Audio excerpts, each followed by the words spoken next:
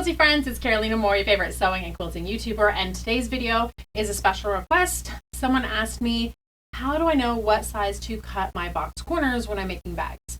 Now, I've written a bunch of bag patterns, and each of those bag patterns will tell you what size to make your box corners.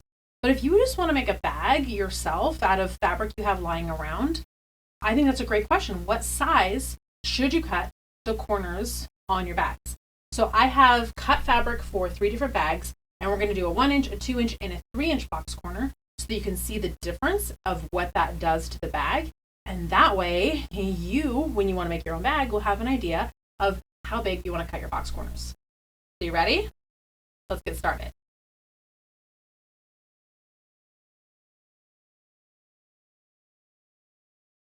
All right, so I cut my fabric, and I have like a light, a medium, and a dark of these fabrics, and we'll look at these together. So here we go. I have a light, a medium, and a dark of 3 different fabrics, and then I have a lining fabric for each of them, and we're going to cut our box corners. So I'm going to start with my light, and I'll cut this one with a little 1 inch corner. So I can do 2 layers of fabric, and this one is directional. Or is it? Let me see. Nope, this is not directional. Perfect. If it was directional, I'd want to make sure that I put my box corners at the bottom, but it's not directional. So I'm going to go ahead and cut, not towards myself, a 1 inch box corner. Now this is the box bag template. If you're not familiar with it, it's a notion that I designed. It is celebrating its 2nd birthday on May 17th of 2024. So it has been around just about 2 years at the time that I'm filming this video. There we go. And it allows you to cut those box corners, do inset corners. It cuts them perfect every time, doesn't cut them too far, and you don't have to worry about cutting too far. Okay, so I want to make sure that I don't mix up my linings with my outsides. For my outsides, I'm going to cut also 1 inch, and I'm cutting these one at a time because these have fusible fleece, and with fusible fleece they tend to stick a little bit. Now the box bag template, if you're not familiar with it, it'll cut a box corner as big as 4 inches, and it'll cut a dart as big as 3.5, and then it also has a curve that you can use for cutting curve things. I've got 1 more of these to cut, and then I'm going to cut my 2 inch and my 3 inch box corners on all my other fabric the same way. And we can just zip through that because I'm sure you don't need to see me. Let's see. This is 2, 4, 6, 8. Yeah, 8 box corners per bag times 3 is way too many for you to sit here and watch me cut.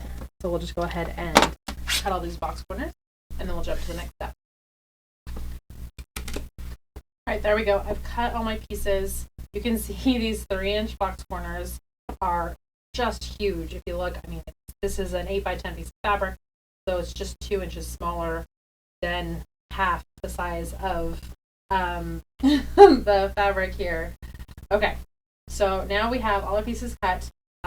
It is time to add our zippers. I have all my squares. You can use this for whatever you want. They're great for squares on scrap quilts, and so those can go in a scrap bin. Now I'm going to add my zippers next. I like to box my corners after the zippers are sewn in. You can do it at this point if you want, but I like to do it after. I think it's easier because sometimes it can be tricky to have like a 3D object when you're trying to put in the zipper. So putting the zipper in now while it's still 2D, that's, I think, for beginners, definitely a preference. Don't remember what order I had these zippers on here with, or I think that order. So I'll just drop the thing, no big deal. All right, so if you are following along on how to make a bag because you haven't done this before, I do have other videos on this as well, but we'll just do a quick tutorial of, you're going to take your zipper. I like using a zipper that is bigger than the fabric because then this zipper pull doesn't get in the way. I put it right sides together, zipper with the outside, right sides together, and then the lining right side down. So everything is facing the outside fabric, and then we're going to sew this with a zipper foot, open it up, top stitch, and then repeat the process on the other side. You can pin this if you're a pinner. I'm not a big pinner, so we're not going to be pinning.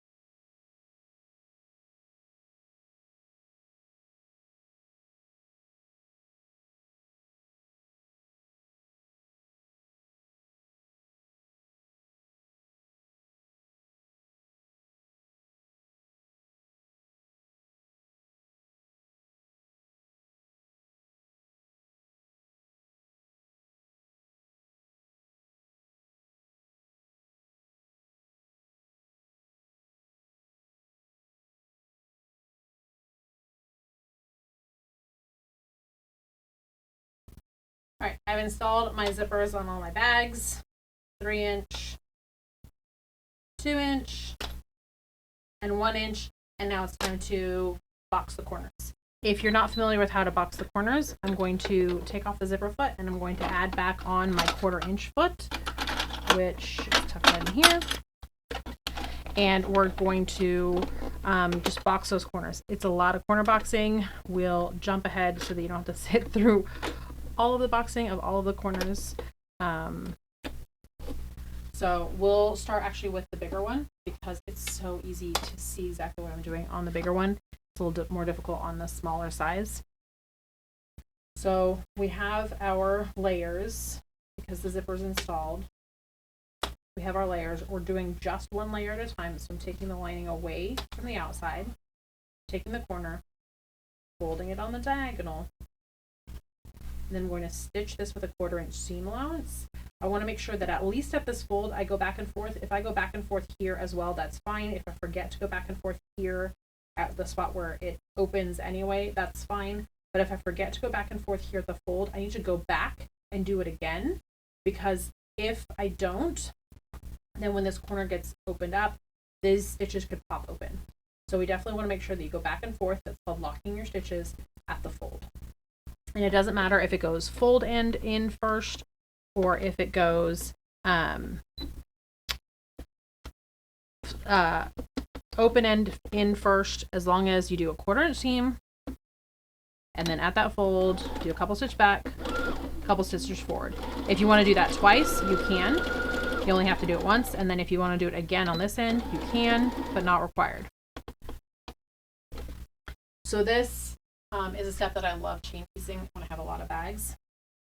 And I will just go back and forth both at the beginning and at the end so that I don't forget to go back and forth on either side, because sometimes I'll do fold side first, sometimes I'll do open side first, because it doesn't matter.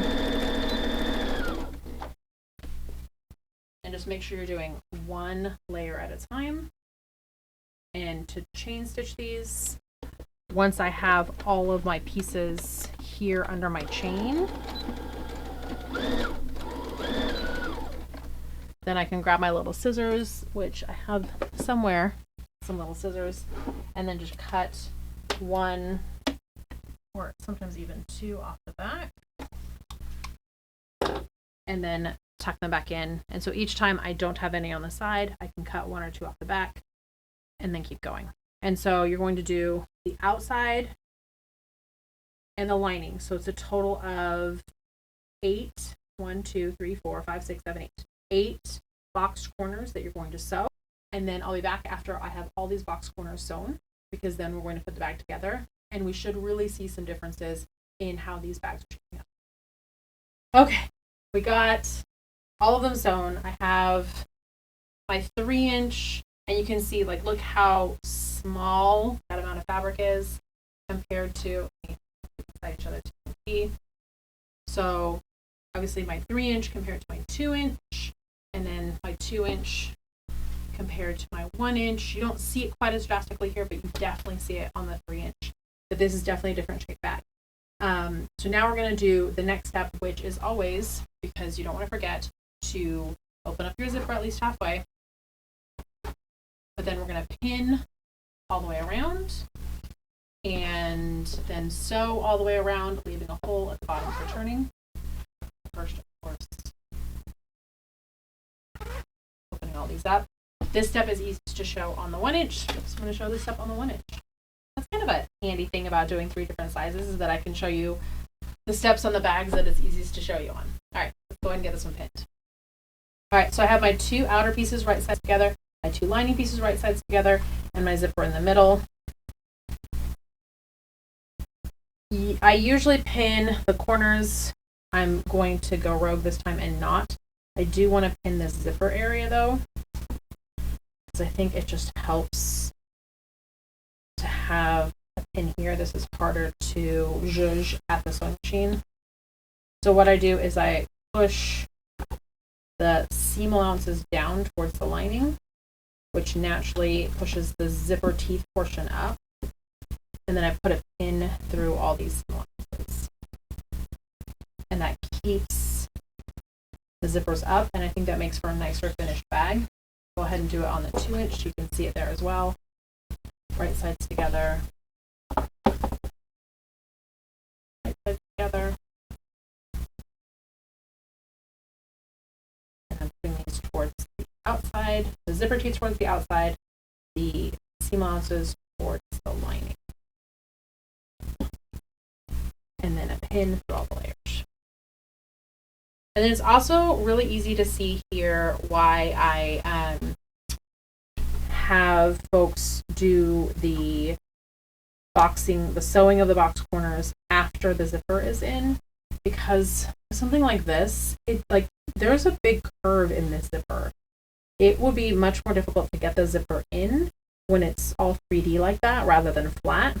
So having the zipper put in and then boxing your corners makes that a much easier bag to put together. And based on how, I don't want to say tricky, but how much I had going on with this one, I would also recommend that you sew the box corners on your lining first, because those are a little floppier and they're easier to move out of the way. I did the box corners on my outside first, and I'm using heavyweight fusible fleece. And so there's a lot going on with that fusible fleece, and it's a little trickier to move out of the way.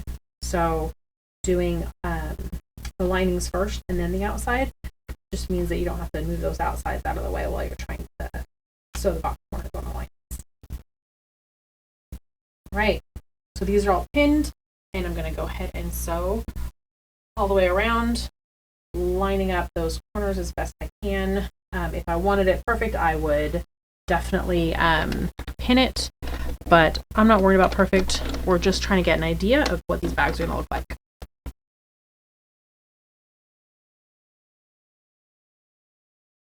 Big question about sewing over zipper teeth. These are nylon zipper teeth, so you can sew over them. If it makes you nervous at all though, you can just go back and forth here, and you can stop, lift up your presser foot and move. And then I like to go back and forth on the outside, because that's where the most pull is going to be on the bag as you open and close that zipper. So giving it a little extra stitching is never a bad idea. We'll finish stitching all the way around.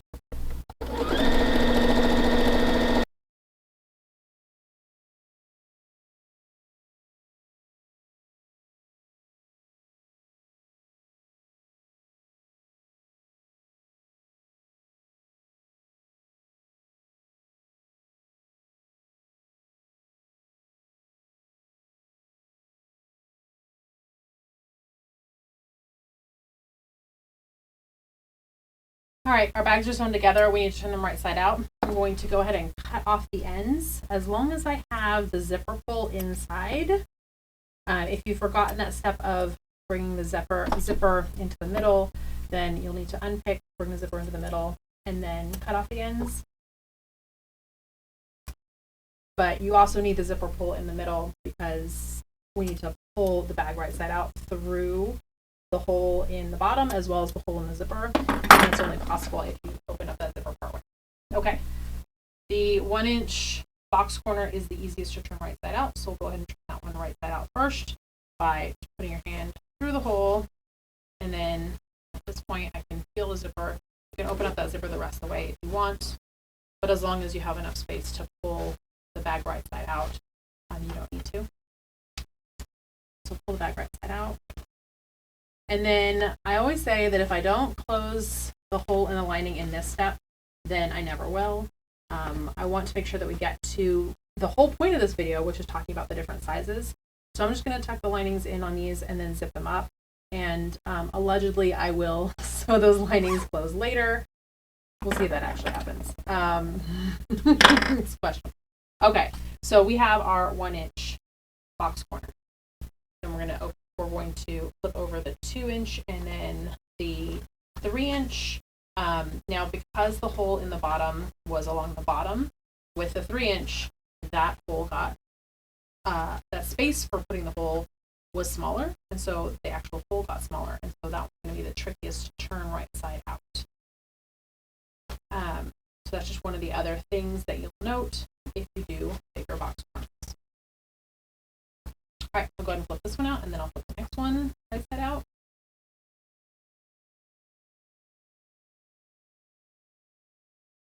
Okay, the first thing that you notice is the height difference, which makes sense because the box corner cuts in and it cuts up. So the bigger you cut your box corner, the shorter your bag is going to be, which means that if you know you want a nice big 3-inch box corner, you may want to have a taller bag. So these are all 10-inch wide by 8-inch tall pieces of fabric.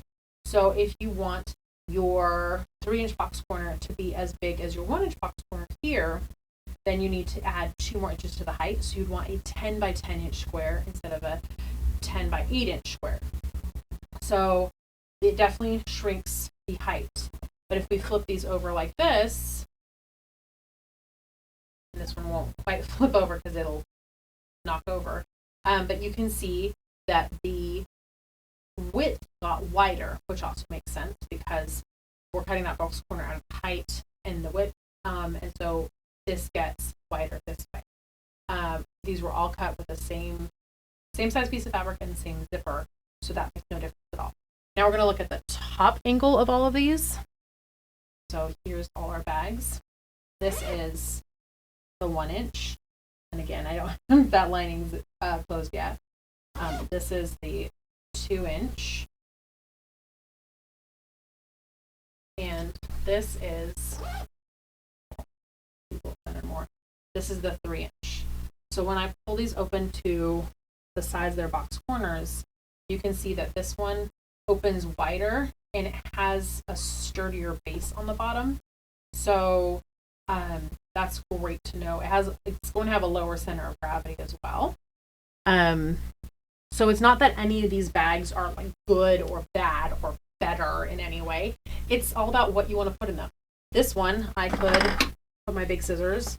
I could put my rotary cutter. If I wanted to put my rotary cutter in the 3-inch, I mean, I could, but when I zip it up, like it starts to get awkward. I can't fit a bunch of rotary cutters in here, and then it doesn't like open nicely because the rotary cutter's in the way, and now it opens nicely. So something like this would be great for a project where you are picking a lot of things out. So like beaded bracelets, the beads for your beaded bracelets or projects like that. This might be good for English paper piecing as long as you don't have big tools. If you have smaller tools, those would fit in here nicely. But that way you've got it nice, open wide, and you can get whatever you need out of here. And then this is kind of a good medium size.